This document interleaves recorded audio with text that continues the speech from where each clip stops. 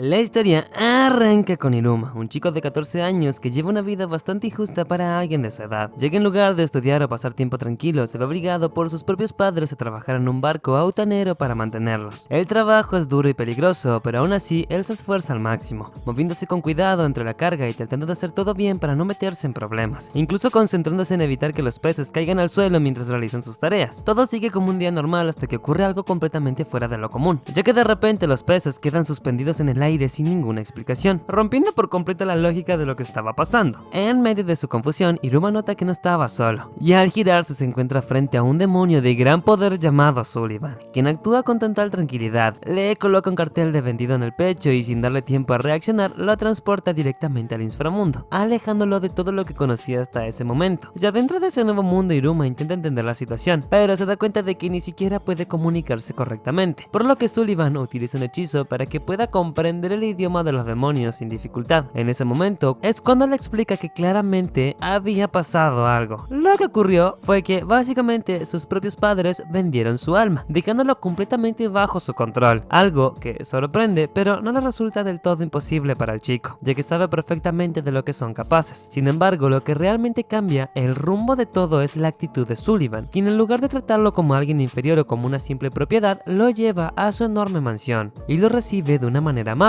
comportándose de forma inesperadamente cercana. Luego de esto le hace una propuesta, pidiéndole que se convierta en su nieto, ya que siempre quiso tener esa experiencia, y la soledad dentro del mundo demoníaco lo ha afectado más de lo que aparenta. Sullivan le promete a Iruma que a partir de ahora lo va a llenar de lujos y comodidades, asegurándole que no le faltará nada en ese mundo. Para el chico que había soportado toda su vida abandono, esfuerzo extremo y una rutina casi inhumana, ese tipo de trato era algo totalmente nuevo, casi difícil de creer. Por primera vez alguien se preocupaba genuinamente por su bienestar, lo trataba con cariño y pensaba en hacerlo feliz, así que después de procesar todo lo que estaba ocurriendo, Iruma decide aceptar. Sullivan transforma su trono en una habitación enorme, elegante y llena de detalles, completamente distinta a cualquier lugar donde Iruma haya vivido antes, además de darle ropa nueva y adecuada para su nueva vida. Sin embargo, también le informa que no todo será descanso, ya que planea inscribirlo en una escuela de demonios, lo que representa un nuevo desafío, sabiendo que el peligro que corre un humano en ese entorno, especialmente porque los demonios pueden detectar el olor de la sangre humana, Sullivan lo cubre con un líquido púrpura para ocultar su identidad, y le confiesa que se alegra de que haya aceptado, porque de lo contrario la habría convertido en su cena sin dudarlo.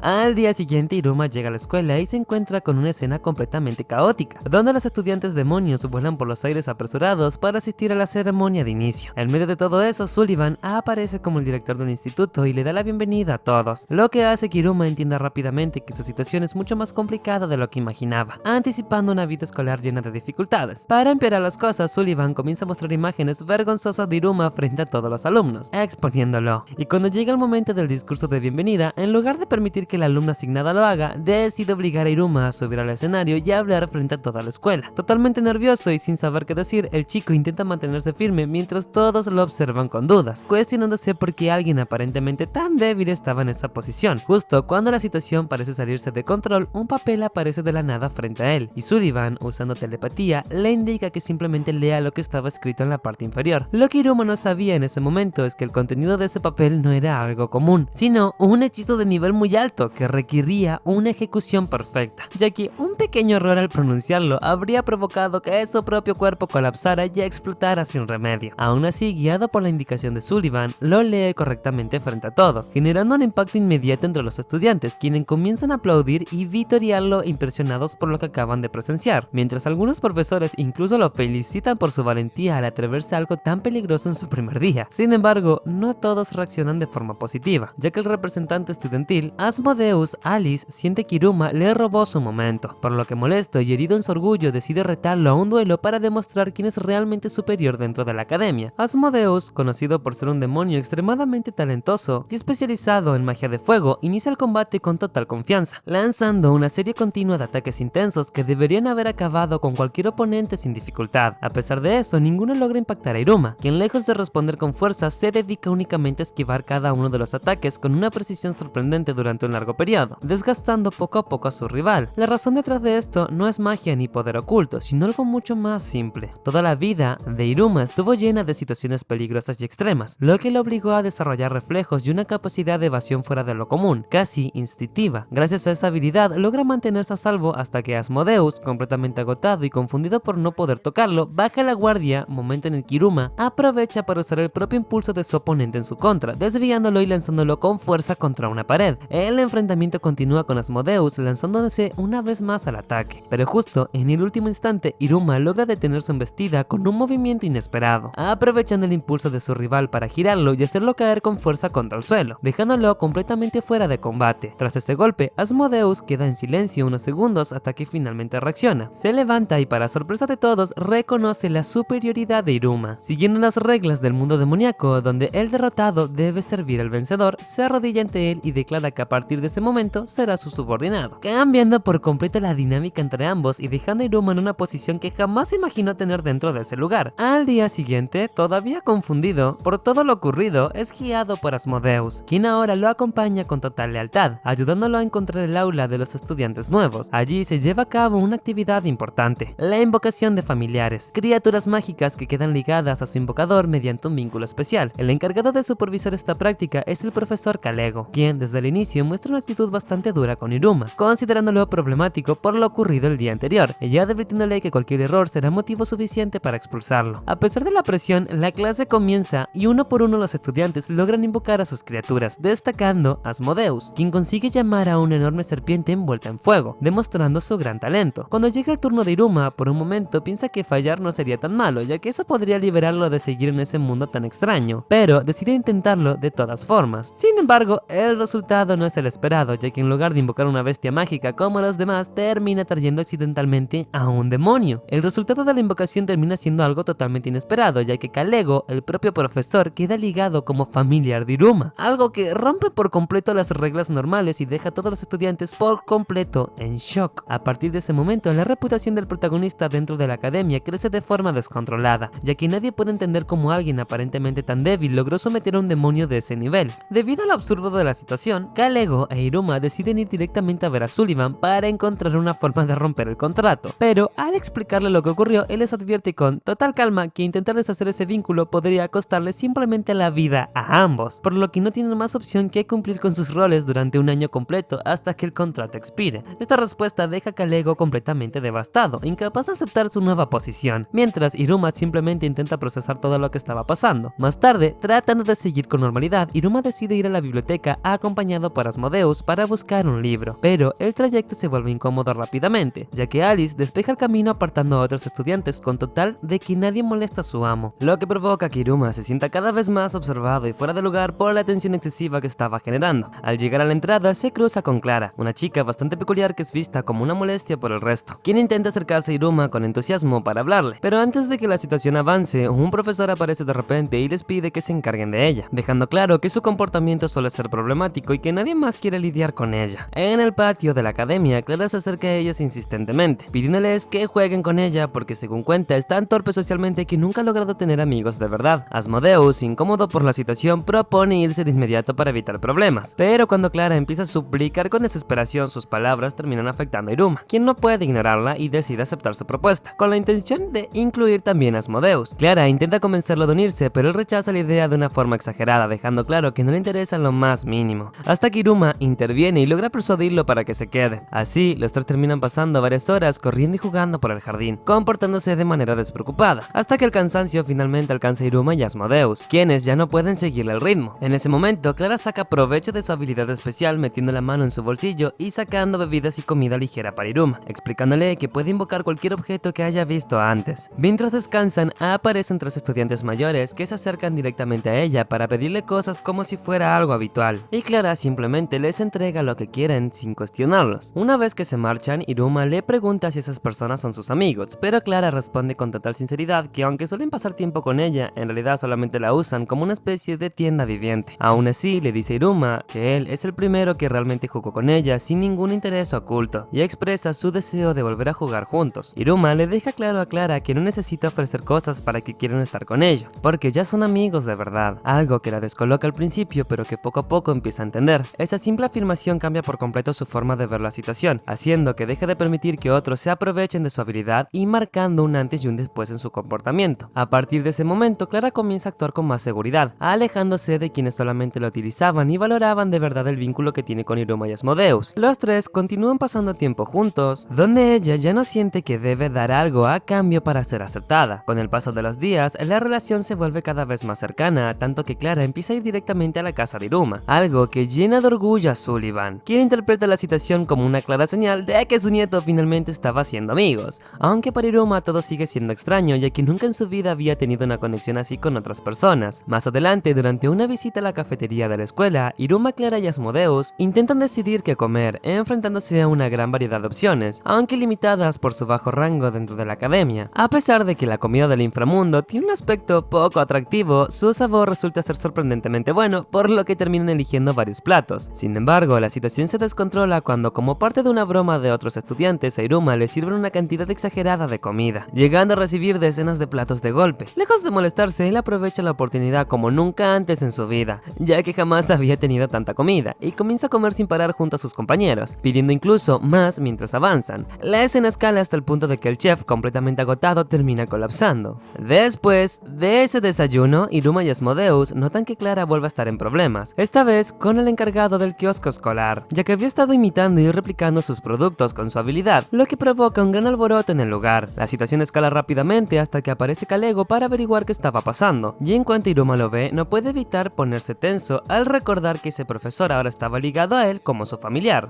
En medio del caos, Clara, curiosa, menciona que ha escuchado el rumor de que Iruma tiene un profesor como familiar, y sin dudarlo le pide que lo demuestre. Para comprobarlo le indica que se use un sello del kiosco para invocarlo, y cuando Iruma accede, Kalego aparece transformado en una pequeña criatura, lo que confirma frente a todos que los rumores eran completamente reales, dejando a los estudiantes impactados. La reacción no tarda en volverse un problema, ya que el dueño del kiosco, completamente harto de todo lo ocurrido, intenta ir tras ellos, obligando a Iruma, Asmodeus y Clara a escapar rápidamente del lugar. Una vez que logran salir, el ambiente se calma y Clara, como si nada hubiera pasado, decide compartir unos helados con ellos. En ese instante es donde Iruma, con cierta duda, le pregunta si realmente estaban de acuerdo en considerarse amigos a partir de ahora, pero la respuesta lo sorprende, ya que ninguno de los dos entiende bien qué significa esa palabra. Al darse cuenta de que en el mundo demoníaco ese concepto no es algo común, Iruma decide explicarlo de una forma simple. Iruma les explica que un amigo es alguien con quien uno decide pasar el tiempo por gusto, sin obligación ni interés de por medio. Una idea que resulta nueva para ambos, pero que aceptan con facilidad, llegando hacia un acuerdo para considerarse amigos de verdad. Al día siguiente, mientras desayunan con normalidad, Sullivan le informa a Iruma que ha sido asignado a la clase de inadaptados, algo que él mismo había pedido sin darse cuenta de las implicaciones, ya que quería pasar desapercibido dentro de la academia. Para Iruma en ese momento la decisión parece perfecta, sin imaginar lo que realmente le espera. Camino a la escuela, Asmodeus se cuestiona por qué Iruma no utiliza alas como los demás demonios, llegando a la conclusión de que probablemente está entrenando su cuerpo al caminar, mientras que en realidad Iruma solamente evita responder por puro miedo, sin atreverse a decir la verdad. Al llegar a la academia descubren que tanto Iruma como Asmodeus y Clara han sido seleccionados para esa clase, lo que aumenta la preocupación del prota, quien empieza a sentir que sobrevivir en ese mundo será más difícil de lo que esperaba. Siguiendo las indicaciones, se dirigen hacia una zona apartada que parece más que una cueva, un aula común, lo que ya anticipa que no será una experiencia normal. Frente a una enorme y aterradora puerta, Iruma duda por un instante, pero al abrirla activa una trampa que lanza varias armas directamente hacia él. A pesar del peligro, sus reflejos le permiten reaccionar al instante, esquivando todo lo que sorprende a los presentes. Tras esto, Asmodeus exige una explicación por lo ocurrido, y uno de los estudiantes revela que todo formaba parte de una prueba para medir las capacidades de uno de los nuevos integrantes. Iruma sabía que ahora estaba en una clase llena de locos, sobre todo porque contrasta completamente con otros de sus compañeros, un rubio musculoso llamado Sabnok, que desde el primer día ha causado problemas sin parar. Apenas llegó, no dudó en enfrentarse a un profesor con tal de subir de rango lo más rápido posible, demostrando una actitud agresiva y ambiciosa. Su objetivo es que quiere alcanzar el rango más alto de la academia, conocido como Yod, ya que en el inframundo sin nivel representa la cúspide del poder. Todo eso estaba ligado a un hecho importante, el trono del rey demonio, ya que este lleva mucho tiempo vacío y aquellos que alcanzaban ese rango son considerados candidatos a ocuparlo. Por eso Sabnok estaba decidido a hacer lo que sea necesario para llegar a la cima, sin importar las consecuencias. Poco después aparece el profesor Kalego, quien ha sido asignado como encargado de esa peculiar clase, y sin perder tiempo les ordena tomar asiento para para comenzar. Tras pasar lista, decide llevar a los estudiantes a una nueva prueba, sacándolos del aula y guiándolos hacia el siguiente desafío. Esta segunda evaluación consiste en una carrera, pero no es algo simple, ya que presenta dos rutas completamente diferentes. Una opción corta pero llena de peligros y obstáculos y otra más larga pero aparentemente segura. La carrera comienza sin mayores problemas, pero rápidamente Iruma nota que todos los demás pueden volar con sus alas mientras que él no. Para empeorar la situación, el profesor lo empuja, obligándola a caer. Mientras tanto, los estudiantes más fuertes avanzan a toda velocidad, superando los obstáculos sin dudar, y entre ellos destacan Asmodeus y Sabnok, quienes se toman la prueba muy en serio. Sin embargo, el trayecto se complica cuando Clara se sube encima de Asmodeus para llegar más rápido, ignorando cualquier indicación, lo que termina desviándolos hacia el peligroso valle en lugar de seguir una ruta más segura. Ahí empieza a pasarla mal, enfrentándose a tormentas intensas que dificultan cada paso y convierten el avance en algo realmente complicado. Por otro lado, Iruma logra sobrevivir como puede, escapando por instinto hasta que sin darse cuenta termina cayendo en un nido donde encuentra una pequeña ave herida. Al notar que su pata estaba lastimada, decide ayudarlo. Como respuesta, la criatura no solamente deja de verlo como una amenaza, sino que también se ofrece a llevarlo hasta la meta. Sin embargo, el ave toma el camino más peligroso, el llamado Valle Mortal, donde se cruza justo en el peor momento, cuando estaban a punto de ser atacados por un guardián mágico. Antes de que ocurra lo peor, Iruma interviene y se revela que el pequeño pájaro al que ayudó es en realidad la cría del guardián, quien lo había estado buscando. Gracias a eso, la criatura se calma e Iruma logra convencer a los demás de que bajen la guardia y dejen de pelear, evitando así un enfrentamiento que podría haber terminado muy mal. El guardián del valle, ya más calmado tras reconocer a su cría, muestra respeto hacia Iruma por haberla ayudado. Mientras tanto, en la meta, Asmodeus llega en primer lugar tras superar todos los obstáculos con rapidez y Clara aparece poco después en segundo puesto, aprovechando que pasó gran parte del recorrido sobre su espalda. Con el paso del tiempo, el resto de los estudiantes también logra completar la prueba, aunque se ven obligados a esperar a Iruma y a Sabnok, quienes no habían dado señales. Kalego, dando por hecho de que no sobrevivieron, decide eliminarlos de la lista. Sin embargo, justo en ese momento, todos quedan paralizados al ver cómo el enorme guardián del valle se acerca cargando tanto a Iruma como a Sabnok, dejando en evidencia que ambos lograron superar la prueba de una forma inesperada. Tras esto, Kalego da por finalizada la evaluación e invoca a un búho especial encargado de asignar rangos, permitiendo que cada alumno introduzca la mano para recibir su medalla correspondiente. Debido a que Iruma y Sabnok llegaron al final, su evaluación queda para el último momento, pero a Sabnok no parece importarle demasiado la situación, ya que reconoce el desempeño de Iruma y le admite que se ha ganado su respeto, comenzando a verlo como un rival digno dentro de la academia. Al poco tiempo, todos los estudiantes reciben su distintivo de rango, marcando oficialmente su posición dentro de la academia. Cuando llega el turno de Iruma, él no puede evitar quedarse pensando en su futuro dentro de ese mundo tan extraño. Sin embargo, antes de que pueda tomar el suyo, el ave voló y un anillo misterioso termina en el dedo de Iruma. Sabnok se sorprende ya que recuerda una antigua historia que hablaba de un futuro rey demonio que vendría desde otro lugar y portaría un anillo especial capaz de traer paz al inframundo. Al ver esto, comienza a sospechar de que Iruma podría encajar con esa descripción, lo que cambia por completo la forma en la que lo percibe. Iruma intenta quitarse el anillo, pero descubre que estaba completamente adherido a su dedo. Cuando intenta pedir ayuda, los demás estudiantes se alejan claramente incómodos con la situación. De repente, algo más extraño ocurre. Una entidad vinculada al anillo aparece y empieza a emitir un sonido insoportable que afecta a todos, generando un dolor intenso. Ante esto, Sabnok propone deshacerse del problema de forma directa, pero cae inconsciente apenas entra en contacto con el anillo. Asmodeus intenta intervenir con otra idea, pero también es neutralizado al instante. La situación escala rápidamente hasta que Kalego considera que el objeto es demasiado peligroso y decide cortar el brazo de Iruma para eliminar la amenaza. Pero justo antes de hacerlo, Sullivan interviene y lo detiene. Este se encarga de alimentar al demonio que vive dentro del anillo usando su propia energía mágica, y de paso le explica a Iruma cómo funciona ese objeto. Resulta que el anillo no es solamente un adorno raro, sino que guarda y acumula el poder de quien lo lleva puesto. Pero cuando esa energía se agota, empieza a tomarle energía prestada a otros sin pedir permiso. Por eso fue que terminó drenando a todos los que estaban cerca, dejándolos sin fuerzas. Más tarde anuncian los rangos dentro de la escuela y como Iruma no pudo ser evaluado correctamente por todo el caos, terminan asignándole nivel más bajo. Él se queda tranquilo pensando que así pasará desapercibido, sin llamar la atención de nadie. Pero esa idea le dura poco porque el periódico escolar publica un artículo exagerando todo, contando que Iruma había derrotado a Sabnok y a Asmodeus como si nada, lo que hace que su nombre empiece a sonar por todos lados otra vez. Encima, Sabnok ahora lo ve como alguien a superar, tomándolo como rival directo. Con las clases ya en marcha, empiezan a haber nuevas materias y en biología demoníaca aparece una nueva profesora bastante peculiar, una mujer bajita que siempre parece estar media mareada. Ella les enseña a hacer crecer plantas usando magia y cada estudiante termina creando algo totalmente distinto según su estilo. Algunos hacen plantas con dientes, otros cosas con fuego y así cada uno va mostrando una forma única de usar su poder. Después de ver lo que hacían los demás, Iruma cae en cuenta de que él no tiene propia magia, así que en teoría no debería poder hacer crecer nada. Aún así decide intentarlo y se concentra imaginando un cerezo japonés con todos sus detalles. Justo en ese momento recibe una llamada de Sullivan, quien le avisa que ya puede usar magia porque cargó el anillo con energía. El problema es que ese poder todavía no estaba bien controlado, así que cuando Iruma lanza el hechizo, todo se desborda y termina creando un enorme árbol de cerezo que invade por completo el salón. El árbol no pasa desapercibido, ya que desde distintos puntos de la academia todos alcanzan a ver cómo apareció de la nada. Entre quienes lo notan estaba Meli, la presidenta del consejo estudiantil, quien reconoce de inmediato que ese tipo de árbol solamente existe en el mundo humano, así que decide ir a hablar con Iruma cuanto antes. Mientras avanza por los pasillos, van poniendo en orden a varios estudiantes problemáticos sin detenerse demasiado, y en medio de todo, sus asistentes comentan que los humanos son considerados solamente una leyenda dentro del mundo demoníaco, algo que la mayoría cree que ni siquiera es real. Esa misma tarde, Iruma decide ponerse a limpiar el patio para compensar el desastre que había causado antes, así que lo mandan al basurero de la escuela con la tarea de deshacerse de todo lo acumulado. Justo cuando iba a empezar, aparece Asmodeus y sin pensarlo lanza una llamarada para quemar toda la basura de golpe, dejando claro que vino a ayudarlo y que piensa quedarse a su lado. Iruma, ya algo cansado de su actitud tan intensa, termina diciéndole que se vaya para poder encargarse solo del trabajo y sin más complicaciones. Más tarde, cuando intenta devolver la herramienta, se cruza con Amelie dentro del edificio. Al interactuar con él, ella recuerda un manga que le gusta y rápidamente sospecha que Iruma es humano, pensando que podría servirle para entender ese contenido, aunque al mismo tiempo duda si debería detenerlo. Iruma se pone nerviosa al notar el peligro e intenta soltarse, pero ella lo agarra con fuerza interpretando cada uno de sus movimientos como si estuviera intentando hacer algo raro, lo que solamente empeora la situación mientras él trata de explicarse sin éxito.